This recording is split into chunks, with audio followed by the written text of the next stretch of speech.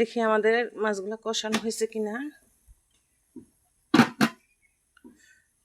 এই যে দেখেন সুন্দর করে কষানো হয়ে গেছে এবং পানি ঝোলটা একদম ভালো করে ফুটে কষানো হয়ে গেছে। এখন শাকগুলো আমরা দিয়ে দেব।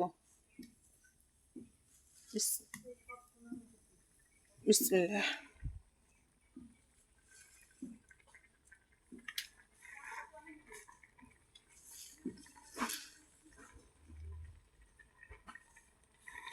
এখানে বেশি কিছু দেওয়া লাগবে না, শুধু হলুদ